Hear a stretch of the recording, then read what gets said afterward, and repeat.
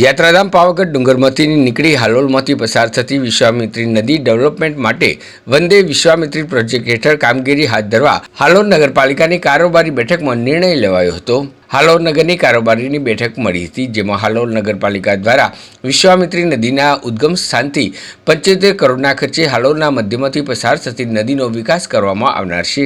વડોદરા ખાતે બહુ વિશ્વામિત્રી પ્રોજેક્ટ કાર્યરત છે, જેની સાથે વંદે વિશ્વામિત્રી પ્રોજેક્ટને સાંકળી લેવામાં આવનાર છે। ગત વર્ષે ચોમાસામાં પૂરની સ્થિતિનું નિર્માણ થયું હતું, જેથી હાલોલના ધારાસભ્ય જયદ્રથસિંહ પરમારે સરકારમાં વિશ્વામિત્રી નદી વિકાસ માટે રજૂઆત કરી હતી, જે અંતર્ગત આ પ્રોજેક્ટની કામગીરી કરવામાં આવનાર છે। કોતરસમી બની ગયેલી નદી ઉપર ગેરકાયદેસર દબાણ કરનાર સામે કાયદેસરની કાર્યવાહી આગામી દિવસમાં હાલોલ નગરપાલિકા હાથ ધરનાર છે।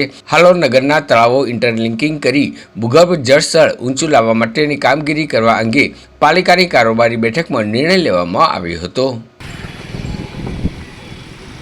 કે હાલોલ શહેર વિશ્વામિત્રી નદીના કિનારે વસેલું છે અને ગત વર્ષે જે બહુ જ વરસાદ પડ્યો અને પૂરની સ્થિતિ ઉદ્ભવી હતી, તો તે સમયે આપણા માન્ય ધારાસભ્ય શ્રી જયદ્રથસિંહ પરમાર સાહેબે સીએમ ઓફિસમાં રજૂઆત કરી અને આ પૂરની સ્થિતિના નિવારણ માટે થઈને જે કંઈ મદદ માંગી હતી, તો એ અંતર્ગત આપણે જે હાલોલ મધ્યમાંથી જે પસાર થાય છે કોતર, એ ખરેખર કોતર નથી, એ વિશ્વામિત્રી નદી છે।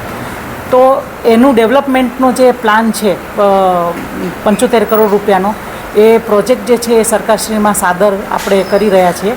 પરંતુ આ પ્રોજેક્ટ છે એ વડોદરામાં જે વહો વિશ્વામિત્રી પ્રોજેક્ટ ચાલી રહ્યો છે એની સાથે એને કનેક્ટ કરી અને હાલોલથી જે શરૂ થશે જે પ્રોજેક્ટ વિશ્વામિત્રીના મુખથી તો વડોદરા સુધીનો, એને વંદે વિશ્વામિત્રી પ્રોજેક્ટનું નામાભિધાન કરી અને આ આખો વિશ્વામિત્રી નદીને એક હાલોલ નગરપાલિકા દ્વારા ટ્રિબ્યુટ એટલે કે અંજલિ આપવાનું આવી રીતનું એક કામ આજે જ કારોબારી સમિતિમાં લેવાયું છે।